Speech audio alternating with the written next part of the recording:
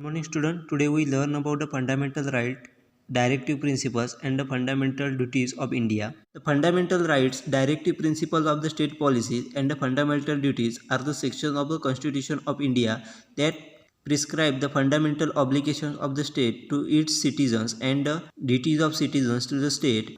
This section comprises the constitutional bill of rights for the government policy making and the behavior and conduct of citizens. This section are considered vital element of the constitution which has developed between 1947 and 1949 by the Constitution Assembly of India. या ठिकाणी आपल्याला इंडियाचे fundamental rights असतील, त्याचबरोबर directive principles असतील, त्याचबरोबर fundamental duties असतील, हे या ठिकाणी आपल्याला दिलेले आहेत. इंडियन कॉन्स्टिट्यूशन म्हणजेच आपल्या राज्यघटनेमध्ये त्या ठिकाणी आपल्याला अशा प्रकारचे वेगवेगळ्या सेक्शनमध्ये आपल्याला त्या ठिकाणी फंडामेंटल राईट्स असतील, directive principle of state policy असतील, त्याचबरोबर फंडामेंटल ड्युटीज असतील, हे आपल्याला दिलेले आहेत इंडियन कॉन्स्टिट्यूशनमध्ये. याच्या माध्यमातून सिटिझनच्या आपल्या स्टेटबद्दल किंवा कंट्रीबद्दल असलेल्या ज्या काही ड्युटीज आहेत त्या दिलेल्या आहेत. त्याचबरोबर जे काही राईट्स आहेत, लोकांना दिलेले राईट्स आहेत त्या ठिकाणी इन्व्हॉल्व केले आहेत. त्याचबरोबर स्टेटच्या पॉलिसीज आहेत, म्हणजेच स्टेटची डेव्हलपमेंट करण्यासाठी कशा पद्धतीने त्या ठिकाणी करता येईल त्याच्यासाठी काही डायरेक्टिव्ह प्रिन्सिपल दिले आहेत, ज्याच्या माध्यमातून स्टेट आपले लॉ असेल किंवा इतर ज्या काही डेव्हलपमेंट आहेत त्या करू शकतात. अशा प्रकारची तरतूद आपल्याला त्या ठिकाणी इंडियन कॉन्स्टिट्यूशनमध्ये केलेली दिसून येते. मग ते काय आहे ते आपण आता पुढे पाहणार आहोत. The fundamental rights is define as a basic human rights of the all citizens. These rights defined in the Part 3 of the Constitution apply irrespective of the race, place of birth, religion, caste, card or grade, gender. They are enforced by the court subject to specific restrictions. या ठिकाणी आपल्याला fundamental rights म्हणजेच काय तर इंडियातील सिटिझनला human rights काही दिलेले आहेत, त्याला आपण फंडामेंटल राईट्स असे म्हटलं जातं. म्हणजेच इंडियातील सिटिझनला त्या ठिकाणी काही ना काही वेगवेगळे ह्युमन राईट त्या ठिकाणी दिले आहेत, त्याला आपण फंडामेंटल राईट असं म्हटलं जातं. हे फंडामेंटल राईट्स आपल्याला कॉन्स्टिट्यूशनच्या पार्ट 3मध्ये डिस्क्राईब केलेले दिसून येतात. म्हणजेच कॉन्स्टिट्यूशनचा पार्ट 3 आहे, त्याच्यामध्ये आपल्याला अशा प्रकारचे वेगळे फंडामेंटल राईट्स त्या ठिकाणी डिस्क्राईब केलेले दिसून येतात. Next is directive principle of the state policy are the guideline for the forming the law by the government. These provisions set up in the Part 4 of the Constitution. They are not enforceable by the court, but the principle on which they are based on fundamental guideline for the governance that the state is expected to apply in forming and passing the law. म्हणजे त्या ठिकाणी आपल्याला त्या ठिकाणी Indian कॉन्स्टिट्यूशनच्या part 4मध्ये त्या ठिकाणी काही directive principle of state policies म्हणजे स्टेट पॉलिसीजसाठी त्या ठिकाणी काही डायरेक्टिव्ह प्रिन्सिपल दिले आहेत. त्याच्या माध्यमातून आपण त्या ठिकाणी वेगळे लॉ तयार करू शकतो. म्हणजेच त्या प्रिन्सिपलचा स्टेटला एखादा लॉ तयार करायचा असेल तर ती प्रिन्सिपलचं पालन करून त्या ठिकाणी त्या एखादा लॉ पास करू शकतात. म्हणजेच थोडक्यात एखाद्या स्टेटला त्या ठिकाणी त्या स्टेटचा लॉ पास करायचा असेल किंवा त्या ठिकाणी लॉ तयार करायचा असेल, त्यावेळी या कॉन्स्टिट्यूशनमध्ये दिलेले काही प्रिन्सिपल आहे त्याचं फॉलो करणं गरजेचं असतं. त्या प्रिन्सिपलच्या फॉलो करूनच त्या ठिकाणी त्या दिलेल्या गाईडलाईनचा फॉलो करूनच त्या ठिकाणी एखादं स्टेट त्या ठिकाणी लॉ तयार करू शकतं. परंतु हे जे काही फंडामेंटल प्रिन्सिपल आहे ते कोर्टच्या माध्यमातून बंधनकारक केलेले नाहीत, परंतु प्रत्येक स्टेटला त्या ठिकाणी त्यांचं पालन करणं हे एक्सपेक्ट केलं जातं. अशा प्रकारे काही डायरेक्टिव्ह प्रिन्सिपल देखील आपल्याला स्टेट पॉलिसीच्या माध्यमातून दिले, ज्याच्या माध्यमातून एखादं स्टेट आहे ते त्या ठिकाणी त्याचे पॉलिसीज तयार करणं त्याचबरोबर लॉ तयार करण्यासाठी त्याचा उपयोग करू शकते.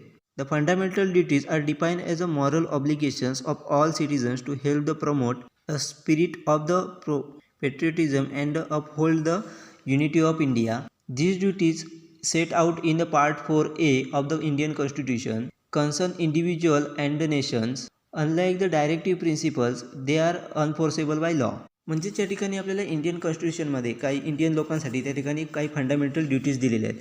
म्हणजेच आपल्या कंट्रीची डेव्हलपमेंट करण्यासाठी असेल, त्याचबरोबर कंट्रीची युनिटी डेव्हलप करण्यासाठी असेल, आपल्याला त्या ठिकाणी वेगवेगळ्या फंडामेंटल ड्युटीज दिलेल्या आहेत. ह्या आपल्याला फंडामेंटल ड्युटीज या इंडियन कॉन्स्टिट्यूशनच्या पार्ट 4A आपल्याला त्या ठिकाणी डिस्क्राईब केलेले दिसून येतात. ज्याप्रमाणे आपल्याला डायरेक्टिव्ह प्रिन्सिपल ही लॉच्या माध्यमातून अनफोर्सेबल होती, त्याचप्रमाणे आपल्याला या ड्युटी देखील त्या ठिकाणी अनफोर्सेबल आहेत. परंतु इंडियामधील प्रत्येक व्यक्तीने त्यांचं पालन करणं हे त्या ठिकाणी एक्सपेक्ट केलं जातं. म्हणजेच फंडामेंटल ज्या ड्युटीज आहेत त्याचं पालन करणं हे इंडियन लोकांकडून एक्सपेक्ट केलं जातं. या ठिकाणी आपल्याला काही फंडामेंटल राईट्स हे डिस्क्राईब केले आहेत. त्याच्यामध्ये पहिला दिला आहे तो म्हणजे rights to equality. Rights to equality is very important in society like ours. The purpose of this rights is to establish the rules of the law where the all citizens should be treated equal before the law. It has few provisions to provide for equality before the law or for protection of law to all the person in the India and also prohibit the discrimination on the ground of religion, race, caste, sex or place of birth. म्हणजे या ठिकाणी आपल्याला fundamental राईटच्या माध्यमातून first right दिला तो म्हणजे right to equality. आपल्या कंट्रीसारखी society असणाऱ्या कंट्रीमध्ये त्या ठिकाणी राईट टू इक्वेलिटी त्या ठिकाणी इम्पॉर्टंट मानली जाते. म्हणजेच आपल्या कंट्रीमध्ये आपण पाहिलं तर त्या ठिकाणी वेगवेगळ्या रिलिजनची लोकं, कास्टची लोकं त्या ठिकाणी राहताना दिसून येतात. त्यामुळे आपल्याला राईट टू इक्वेलिटी हे राईट प्रत्येक व्यक्तीला असणं गरजेचं आहे. म्हणजेच या राईट टू इक्वेलिटीच्या माध्यमातून आपल्याला त्या ठिकाणी प्रत्येक व्यक्तीला कायद्यासमोर हे समान मानलं जातं. म्हणजेच कायद्यासमोर कोणत्याही रिलिजनची व्यक्ती असेल, त्याचबरोबर कास्टची व्यक्ती असेल किंवा कोणत्याही मोठ्या पदावरील व्यक्ती असेल, ती कायद्यासमोर त्याला समान मानलं जातं. त्याचबरोबर या राईट टू इक्वेलिटीमध्ये आपल्याला काही प्रोव्हिजन केलेले दिसतात. त्याचबरोबर राईट टू इक्वेलिटीच्या माध्यमातून त्या ठिकाणी कोणत्याही प्रकारे रिलिजनच्या माध्यमातून, कास्टच्या माध्यमातून असेल, सेक्स असेल, त्याचबरोबर प्लेस ऑफ बर्थ असेल, याच्यावरून कोणत्याही प्रकारचे त्या ठिकाणी भेदभाव केला जात नाही असं आपल्याला दिसून येतं. म्हणजेच राईट टू इक्वेलिटीच्या माध्यमातून आपल्याला त्या ठिकाणी कायद्यासमोर सर्व व्यक्तींना समान मानलं जातं. त्याचबरोबर देशातील सर्व सिटिझनला त्या ठिकाणी इक्वली ट्रीट केलं जातं कायद्यासमोर. त्याचबरोबर रिलिजन असेल, कास्ट असेल, सेक्स असेल, प्लेस ऑफ बर्थ असेल, याच्यावरून कोणत्याही प्रकारचे भेदभाव आपल्याला झालेले दिसून येत नाही. त्यामध्ये आपल्याला राईट टू इक्वेलिटीमध्ये आपल्याला काही प्रोव्हिजन केलेले दिसून येतात. त्या प्रोव्हिजन कोणकोणते आहेत ते आपल्याला पुढे बघायचे आहेत. First is equality before law. The constitution guarantees that all citizens will be equal before law. It means that every will be equally protected by the law of country. No person will above law. It means that if two persons committed the same crime, both of them will get the same punishment without any discrimination. पहिलं आपल्याला provision दिली आहे ते म्हणजे equality before law. म्हणजेच या ठिकाणी कायद्यासमोर सर्व व्यक्तींना समान मानलं जातं. म्हणजेच आपल्या इंडियाचे जे काही कायदे आहेत त्याच्या माध्यमातून प्रत्येक व्यक्तीला इक्वली ट्रीट केलं जातं. त्याचबरोबर प्रत्येक व्यक्तीला ठिकाणी कंट्रीच्या कायद्याच्या माध्यमातून इक्वली त्या ठिकाणी प्रोटेक्ट केलं जातं. म्हणजेच थोडक्यात इंडियाचे जे काही कायदे आहेत त्याच्यासमोर प्रत्येक व्यक्तीला इक्वली ट्रीट केलं जातं. त्याचबरोबर कायद्याच्या माध्यमातून प्रत्येक व्यक्तीला ठिकाणी इक्वली प्रोटेक्ट केलं जातं. म्हणजे समजा दोन व्यक्तींनी त्या ठिकाणी सेम क्राईम केला तर त्या दोन्ही व्यक्तीला इक्वली त्या ठिकाणी ट्रीट करून त्यांना समप्रमाणात त्या ठिकाणी पनिशमेंट ही दिली जाते. म्हणजे सारखीच पनिशमेंट ही त्या लॉच्या अंडर दिली जाते. कोणत्याही प्रकारचा त्या ठिकाणी भेदभाव हा केला जात नाही. अशा प्रकारची प्रोव्हिजन ही आपल्याला पहिली केलेली आहे राईट टू इक्वेलिटीमध्ये. म्हणजेच थोडक्यात राईट टू इक्वेलिटी बिफोर लॉमध्ये आपल्याला इंडियनच्या लॉच्या माध्यमातून, कंट्रीच्या लॉच्या माध्यमातून प्रत्येक व्यक्तीला त्या ठिकाणी इक्वली ट्रीट केलं जातं व इक्वली प्रोटेक्ट केलं जातं. कोणत्याही प्रकारचा जेंडर असेल किंवा रिलिजन असेल किंवा कास्ट असेल याच्या माध्यमातून कोणत्याही प्रकारचा त्या ठिकाणी भेदभाव केला जात नाही. Next provision is no discrimination on the basis of religion, race, caste, place of birth. The state cannot discriminate against a citizen on the basis of religion, race, caste, place of birth. This is necessary to bring out social equality. Even citizen of India has equal access to shop, restaurant, place of public entertainment or in use of wells, tanks or road without any discrimination. However, the state can make a special provisions or a concession for women and children. म्हणजे त्या ठिकाणी next provision केली आहे ते म्हणजे कोणत्याही प्रकारे religion असेल, कास्ट असेल, प्लेस ऑफ बर्थ असेल याच्या माध्यमातून कोणत्याही प्रकारचा त्या ठिकाणी आपल्याला भेदभाव केलेला दिसत नाही. म्हणजेच या प्रोव्हिजनच्या माध्यमातून कोणत्याही प्रकारे त्या ठिकाणी कोणत्याही सिटिझनवरती कास्ट असेल, रिलिजन असेल किंवा प्लेस ऑफ बर्थ असेल याच्यामधून कोणत्याही प्रकारचा भेदभाव केला जात नाही. हे आपल्याला सगळ्यात महत्त्वाचं आहे. याच्या माध्यमातून आपण सोशल इक्वेलिटी हे आपण तयार करू शकतो. म्हणजेच सोशल इक्वेलिटी आपल्याला दाखवायला किंवा प्रेझेंट करायला किंवा त्याचबरोबर सोशल इक्वेलिटी बिल्ड करायला आपल्याला त्या ठिकाणी हे प्रोव्हिजन सगळ्यात महत्त्वाची आहे.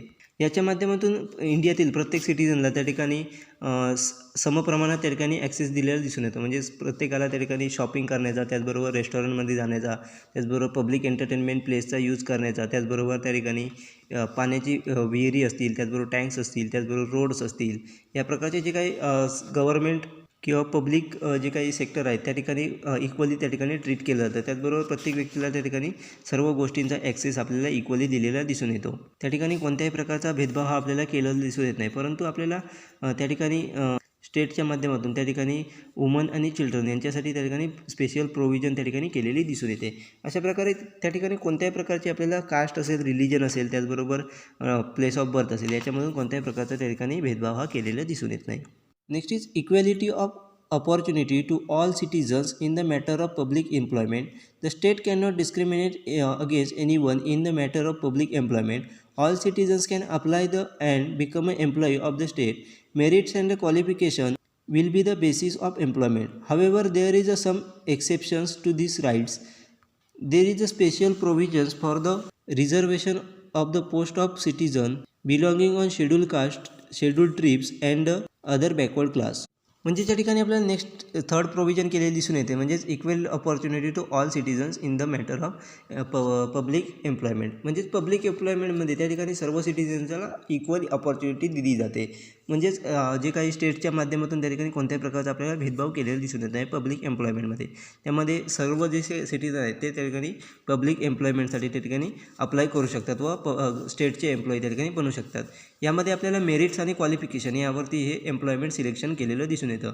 परंतु यामध्ये आपल्याला काही एक्सेप्शन देखील दिसून येतात. म्हणजेच या लॉमध्ये आपल्याला त्या ठिकाणी या राईट्समध्ये आपल्याला त्या ठिकाणी थोडे एक्सेप्शन दिसून येतात. त्यामध्ये SC म्हणजे शेड्यूल कास्ट असेल, ST म्हणजे शेड्यूल ट्रीब असेल, त्याचबरोबर OBC अदर बॅकवर्ड क्लास यामधील लोकांना त्या ठिकाणी स्पेशल प्रोव्हिजन आपण म्हणजे प्रोव्हिजन केलेली दिसून येते पोस्टसाठी. म्हणजे ज्या काही एम्प्लॉयमेंट पोस्ट असतील त्यामध्ये आपल्याला या 3 कास्टमधील लोकांना त्या ठिकाणी स्पेशल प्रोव्हिजन केलेले दिसून येते. परंतु त्या ठिकाणी सर्व लोकांना त्या ठिकाणी अप्लाय करण्याचे राईट्स दिलेले आहेत. म्हणजेच प्रत्येक कास्टमधील व्यक्ती त्या ठिकाणी अप्लाय करू शकते व ती एम्प्लॉय बनू शकते. हे पूर्णपणे आपल्याला मेरिट्स आणि क्वालिफिकेशनवरती सिलेक्शन झालेलं दिसून येतं. Next is abolition of untouchability. Practising untouchability in any form has been made a punishable offence under the law. This provision is an efforts to uplift the social status of millions of Indians who had been looked down upon and keep the distance because of their caste or their nature of their professions. But it is really very unfortunate that despite constitutional provisions this is illegal continuous even today. म्हणजे या ठिकाणी आपल्याला next दिलं आहे ते म्हणजेच ॲबॉलिशन of untouchability. म्हणजेच जी काही अनटचेबिलिटी त्या ठिकाणी केली जाते त्या ठिकाणी त्याच्यावरती मात करण्यासाठी ही प्रोव्हिजन केलेली आहे. अनटचेबिलिटी म्हणजेच काय, तर एखादी कास्टची व्यक्ती असेल किंवा एखाद्या लोअर प्रोफेशनची कास्ट व्यक्ती असेल तर त्याला टच करायचं नाही, त्याला कोणत्याही प्रकारे आपल्या जवळ घ्यायचं नाही. अशा प्रकारचे जे काही त्या ठिकाणी आपण प्रॅक्टिसेस करत असतो त्यालाच आपण अनटचेबिलिटी असं म्हटलं जातं. मग अशा प्रकारचे प्रॅक्टिसेस आपण जर केल्या म्हणजेच एखाद्या कास्टच्या व्यक्तीला आपण टच केलं नाही किंवा त्याला जवळ केलं नाही, त्याला जवळ बसू दिलं नाही, अशा प्रकारचे जे काही आपण ऑफेन्स करत असतो म्हणजेच अशा प्रकारचा हा कायदेशीर गुन्हा मानला जातो, पनिशेबल गुन्हा तो मानला जातो. अशा प्रकारची प्रोव्हिजन आपल्या इंडियन कॉन्स्टिट्यूशनमध्ये केलेली आहे. याच्या माध्यमातून मेन उद्देश होता तो म्हणजे जे काही लोअर क्लासमधील लोक आहेत जी अजूनही त्यांच्या कास्टच्या माध्यमामुळे किंवा त्यांच्या प्रोफेशनमुळे समाजामध्ये वावरू शकत नाहीत. म्हणजेच त्या समाजामध्ये वावरताना त्या ठिकाणी त्यांना त्रास होत असतो. म्हणजे त्या ठिकाणी कोणी त्यांना जवळ करत नाही, त्याचबरोबर त्यांना योग्य वागणूक दिली जात नाही. अशा प्रकारचे त्या ठिकाणी कमी करण्यासाठी त्या ठिकाणी ही प्रोव्हिजन आपल्याला ॲबॉलिशन ऑफ अनटचेबिलिटी ही प्रोव्हिजन केलेली दिसून येते. परंतु कॉन्स्टिट्यूशनमध्ये आपल्या अशा प्रकारची प्रोव्हिजन करूनही अजूनही काही ठिकाणी आपल्याला हे ऑफेन्स होताना दिसून येतात. म्हणजे अशा प्रकारचे प्रॅक्टिसेस अनटचेबिलिटीचे प्रॅक्टिसेस आपल्याला होताना दिसून येतात. Next is abolition of titles. All British titles like sir और Raj Bahadur, which were given to the British loyalties during the British rules, have been abolished because they are created distinctions of the artificial nature. However, the President of India can confer the civil and military award to those who have rendered meritorious services to the nations in the defense field.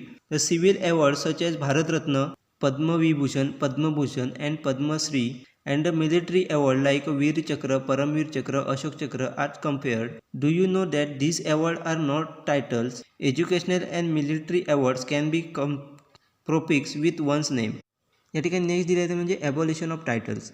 म्हणजेच British काळामध्ये आपल्याला माहिती आहे की British रूलनुसार त्या ठिकाणी जे कोणी ब्रिटिश लॉयल्टीज असतील त्यांना त्या ठिकाणी सर असेल किंवा राजबहादूर असेल अशा प्रकारच्या पदव्या दिल्या जायच्या. म्हणजे अशा प्रकारची टायटल दिली जायची.